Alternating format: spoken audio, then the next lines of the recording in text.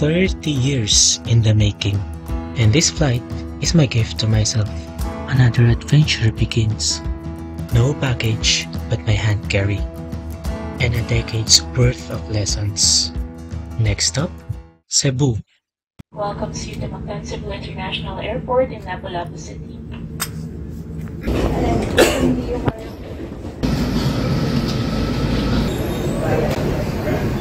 Made it to Cebu, Mactan International Airport. First meal, of course, lechon.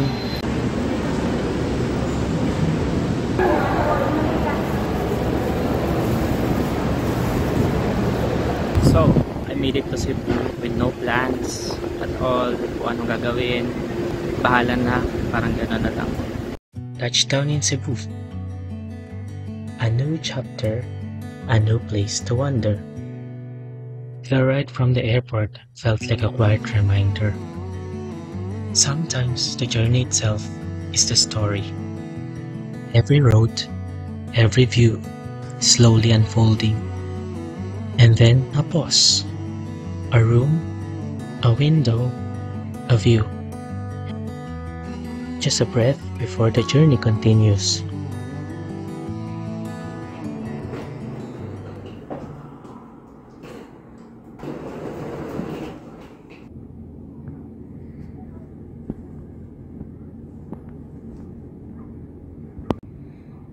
Hapon na, 4 PM. Nakatulog ako pagdating kanina mga 2. Ito yung first travel ko na tulog yung una kong inatupag. Deserve naman siguro. Ay, ano kayo gagawin?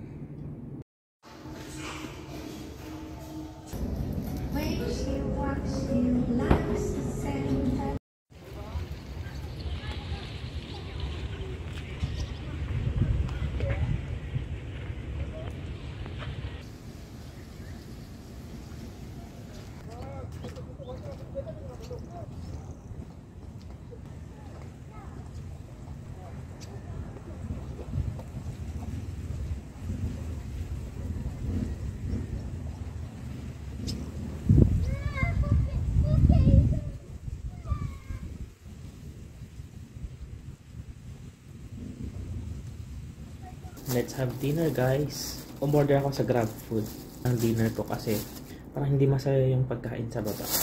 Mahal pa. Pad Thai. And ito, yung siomai rice. Para ko nasa Thailand, pero nandito lang tayo sa Cebu. So, ang ganda ng place. Sobrang relaxing yung vibe dito. Sobrang tahimik lang, no? As introvert. Yun yung mga places na na-enjoy ko. Though hindi naman ako talaga dito loud, party, mga activities that require socialization. Hindi tayo magaling dyan. So, yung mga ganitong katahimikan, dito tayo nag-enjoy, no? So, sa mga fellow introverts ko dyan, kain. Sarap na pala. So, wala pa akong plans for tomorrow. Pag sinipag, magbubook ako ng city tour. Makapunta man lang sa mga tourist attractions dito sa Cebu. Hindi ko alam kung sa city or bahala na kung saan. Pero gusto ko yung trip na to is maging relaxing lang, no? So hindi siya yung sobrang pagod. Mahabang lakaran, yung mga ganun. Then, sa Wednesday nga pala, lilipad naman ako papuntang Siargao. Yung Siargao ko naman is from Wednesday to Sunday. Deserve ko siguro to, no? For the 30 years. You are talking.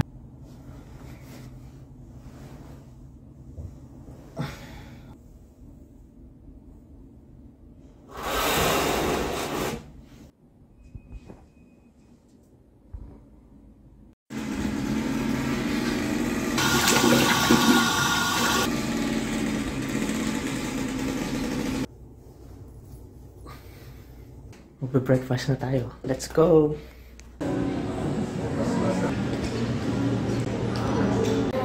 This for our breakfast.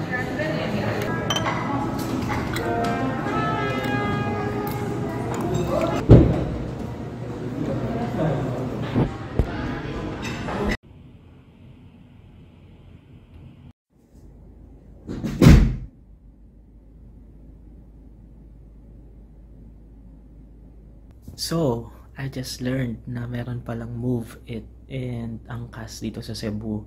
So, instead na magstay ako dito, ayun, attempt akong mamasyal sa labas since accessible naman pala through motorcycle.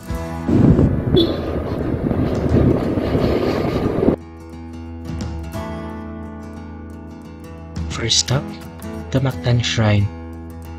Siyempre, hindi pwedeng hindi bumisita kay Lapu-Lapu. Siya kaya ang original na bida. Imagine, unang nakipagsabayan sa mga foreigner. Walang Google Translate, pero panalo. So, andito ako sa Mactan Shrine. Hindi ko alam bakit tanghaling tapat ako nagpunta dito.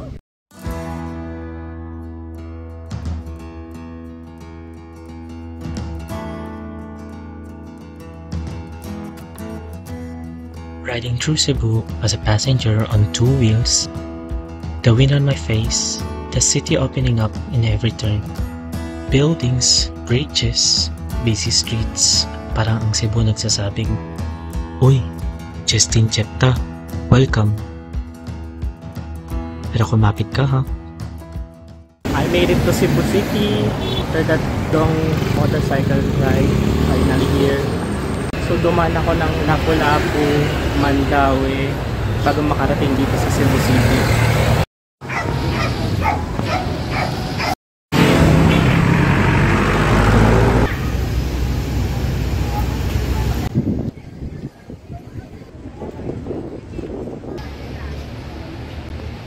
So guys, ito yung famous Magellan's Cross dito sa Cebu City.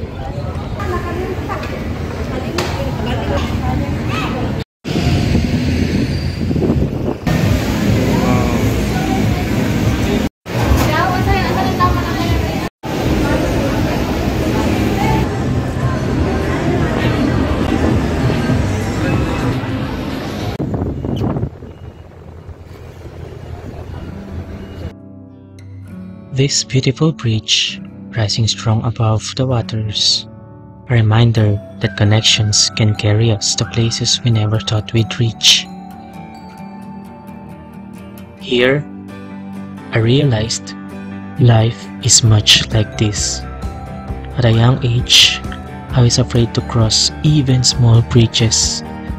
But at 30, I've learned I can take the long ones, step by step, with patience.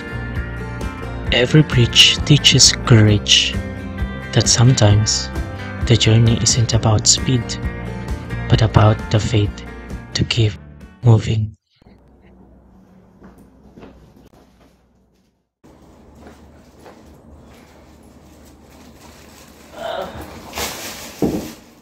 I'm back sa ating room. Magsiswimming ako.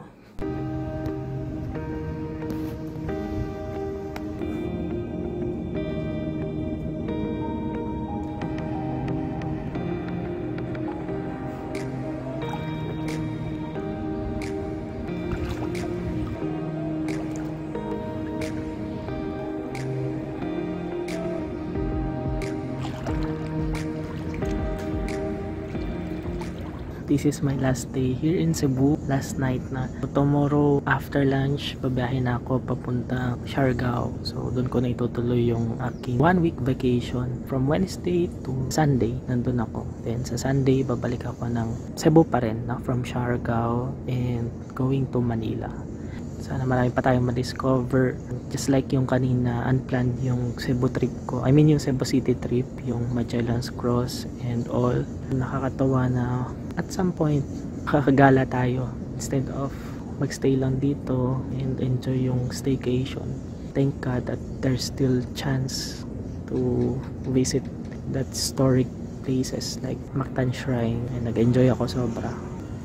Sa pool ako pa lang yun nandito ngayon, kaya ang lakas ng loob ko mag-vlog, and eventually mamaya marami ng Koreans and other nationalities na maliligo.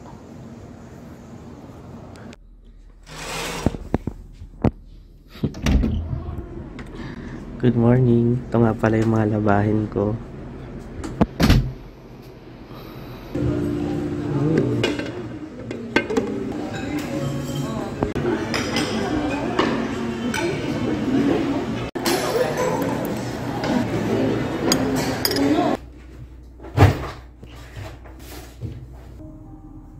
remember what are we arguing about every year?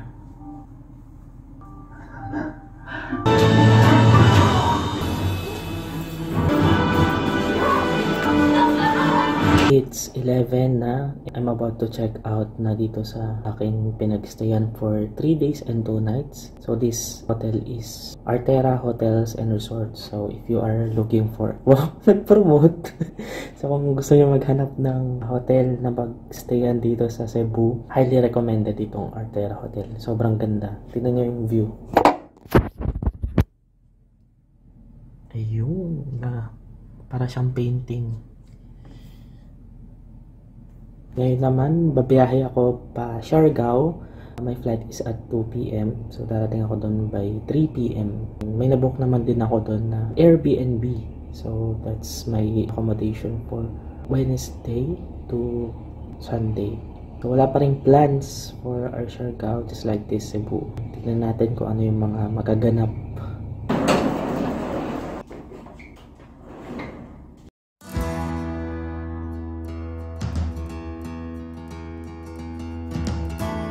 Leaving Cebu behind, I carried both excitement and quiet gratitude.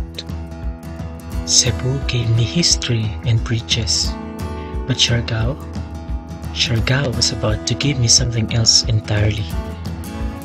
A mirror of who I'm becoming. So, made it to the airport na and my flight is at 2:05 p.m. Dito na ako sa gate and it's currently 12:35. Sobrang aga.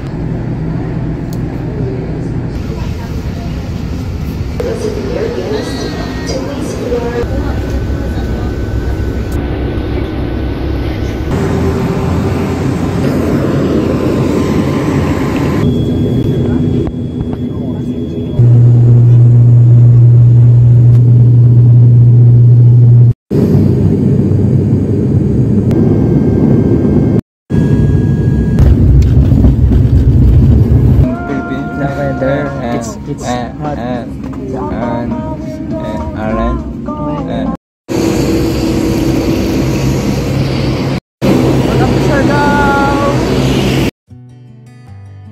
Touchdown in Siargao.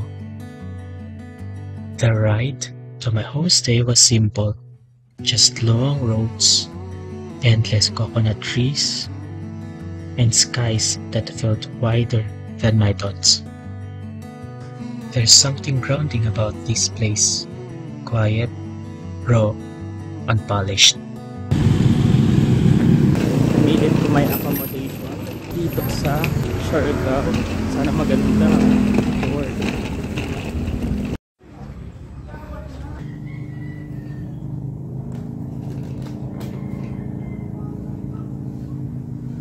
This is going to be my room for the next 4 days, 3 nights. Oh, ganda.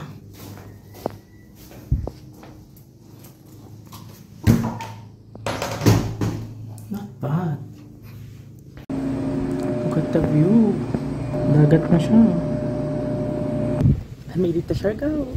For the usual, wala pa rin tayong plans for today, for tomorrow, and for the rest of the days na mag-stay ako dito. Ang goal ko ngayon is ma-relax and ma-relax and nothing but ma-relax. First things first.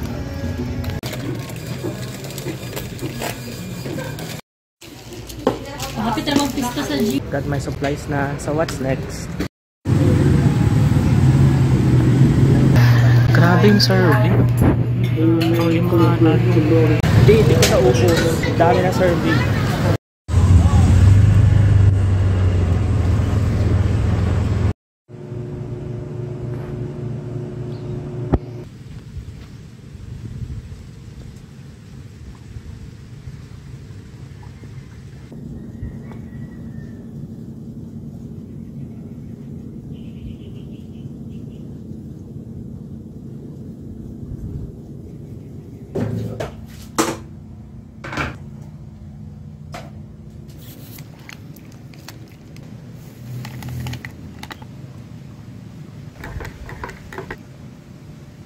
And good morning.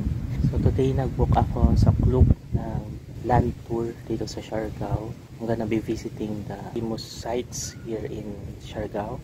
Yun, yun lang. Maulan kanina pero ngayon sobrang araw na. Exploring the island felt like stepping into nature's secrets. Water that refreshes, trees that stretch endlessly, and views that remind me how small I really am. Every corner seemed to whisper, slow down, breathe, and take it all in. At kung saan man ako makarating, isa lang ang sigurado. Dito, walang wifi, pero full bars ang peace of mind.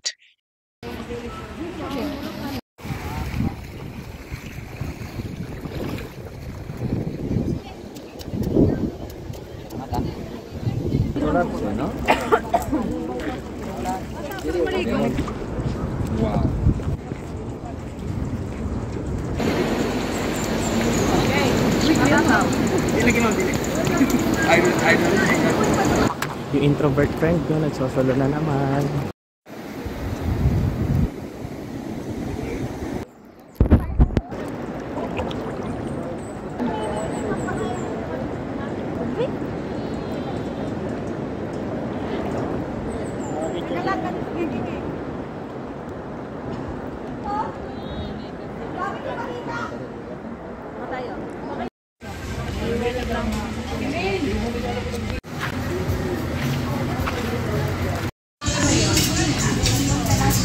This is my lunch.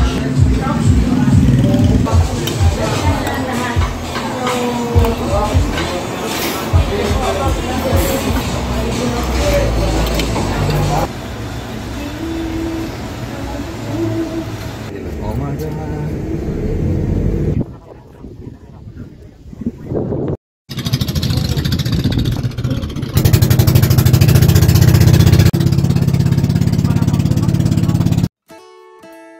Sitting at the front of the boat, I felt like I had a front row seat to paradise. The water sparkled, the islands rose quietly from the sea, and every wave carried me closer to something unforgettable. There's a freedom here you can't quite explain, like the world opening up itself, just for you. Good afternoon! Welcome to Barangay Kaop, Sokmaragon, Siargao!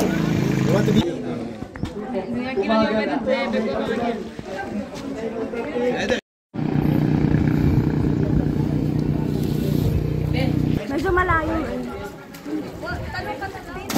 Ano ba?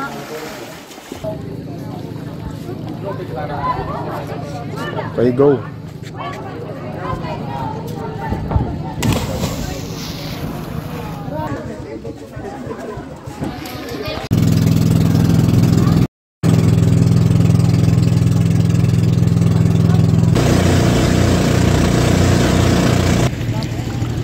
Back to the port.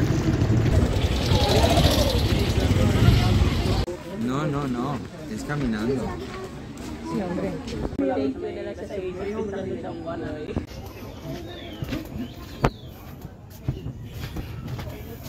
It was a fun trip. Pauwi na ako. Sarap din maging joiner kahit pa paano. Na-enjoy ko rin. Kahit introvert tayo kanina. What's up guys? So kakagising ko lang. Pagdating ko galing land tour kanina, talagang plakta agad. Magsa 7 PM na. I decided to eat cup noodles na lang instead of lumabas and maghanap ng food. Kung napagod ako sa tour kanina, sulit naman siya kasi ganda ng mga napuntahan ko. Uy, may nangingisda dun oh. Lapitan nga natin sila. Yung introvert friend nyo, no? Malakas ang energy sa gabi. Mga danggit meron dyan? Oo, isa. Mas marami ba uli pag gabi? Oh. Pero dito lang yan, no? Sa mababaw.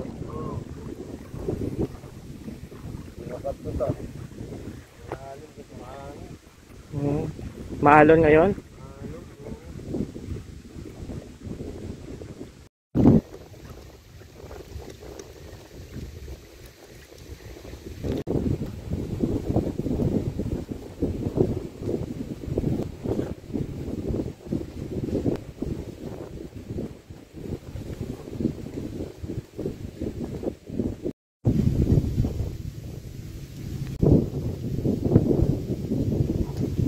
morning guys! So today is my free day. Wala akong binook na anything na tours or island hopping. Gusto ko lang mag-rest muna for last days na sobrang pagod lagi. Kita niyo ba? Initim ko kahapon. Sobrang init kahapon tapos hindi ako nakapag-sundown kaya vlog na tayo. Feeling local. Today plan ko lang siguro magmasyal yan sa labas. Mag-biking. Kung ano mga activities yung makita ko dyan na hindi nakakapagod. Ayan. Some days on the island felt simple, just moving around, discovering corners and letting time pass without a rush.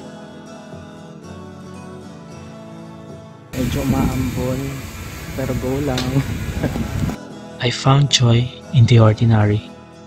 The quiet streets, the taste of food that felt like home, the laughter of strangers, and the moments of stillness with a view of the sea.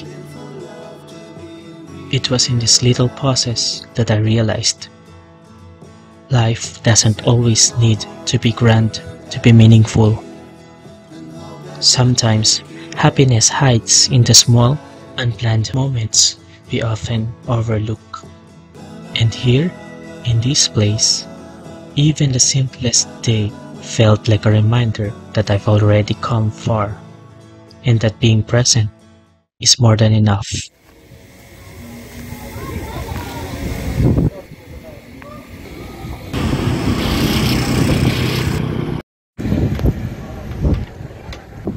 Layo ko na.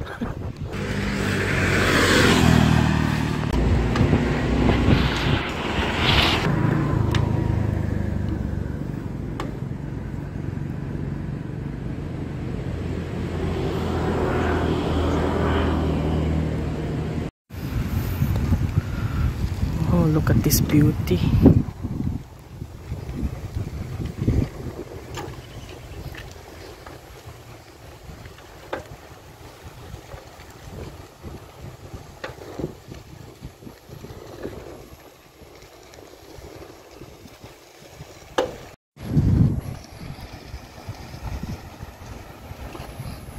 So may nakita akong stop dito. Hindi ko alam kung private property, pero wala yung pagod ko, no? After 5 kilometers ata, ito yung makikita dito. Look at that. Ooh.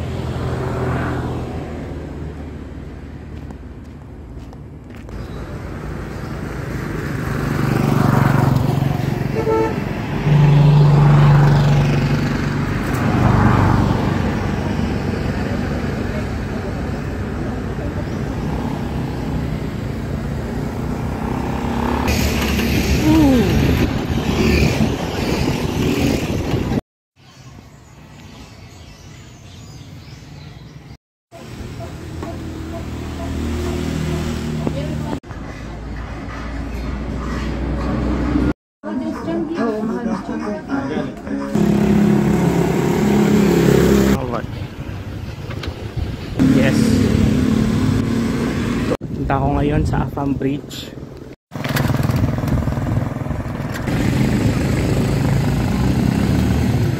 It's 2 PM pa lang. Wala pa. Balik tayo mamayang sunset. This is Afam Bridge. punta? Clear waters.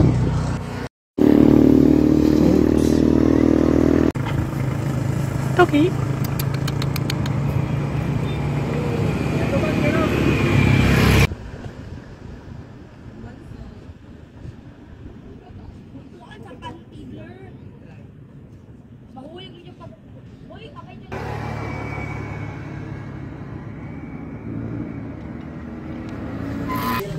Here at Cloud9, so I decided to surf.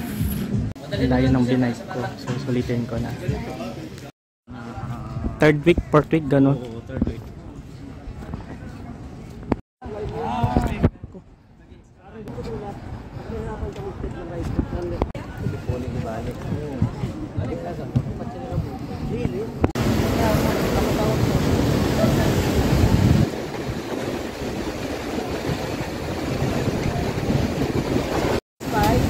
Yeah, satisfied.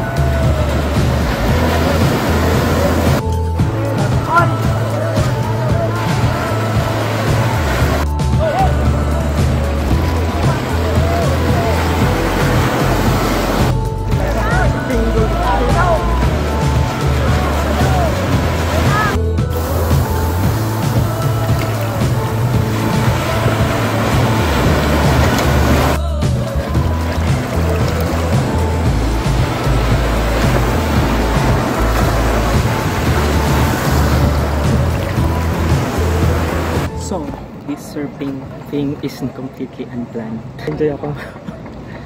Nakakatuwa, nakakapagod. Rest.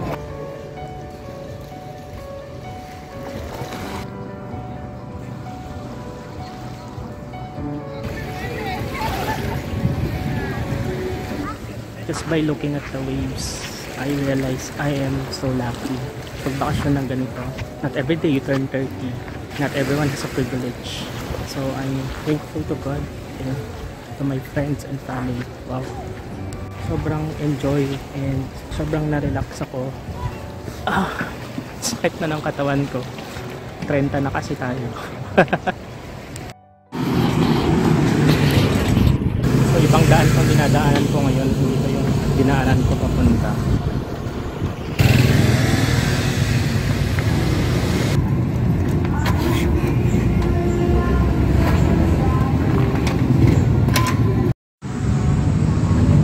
Pasalubong.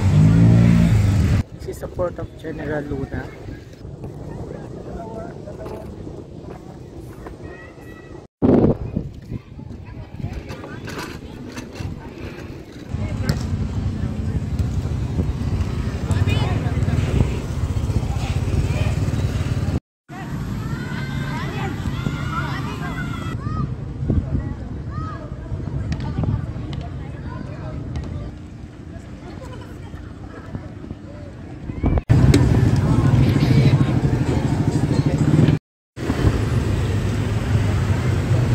For dinner.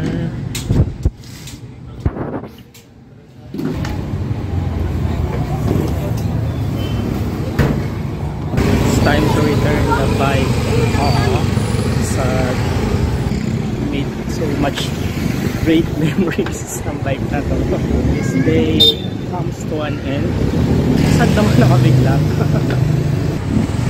It's time to return you. Balik na natin. Bike. So siya yung kasama ko simula kaninang umaga. Ba't ako nasasad sa mga ganitong bagay? Thank you kuya. Thank you po. Thank you for today. Bye.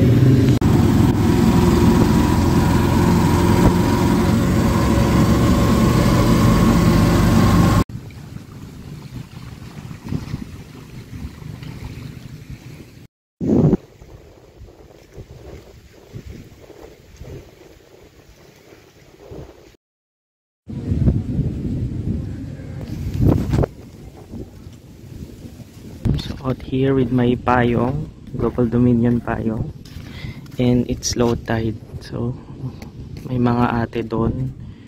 Check natin kung ano yung nahuli nila. Ano ba yung nahuli nila? Nauulam yan? Patingin nga. Parang luto dyan ate. Aha, yung mga puti. Parang susukat. Anong luto masarap gan? Ginataan. Ginataan. Yung puti lang no, nakakain? So apparently, ito nakakain to, kinagataan. So yun, nakatatlo na ako. Lutuin ko kaya to. So dito pala sa Siargao, normal yung eagle. Diyan lang sila.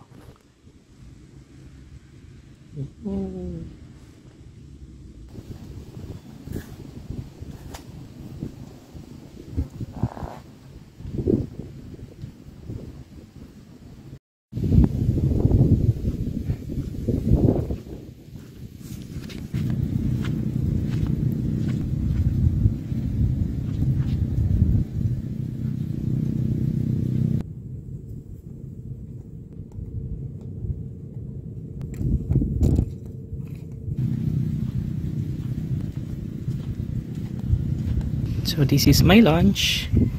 Pinili ko sa labas, and this is the view.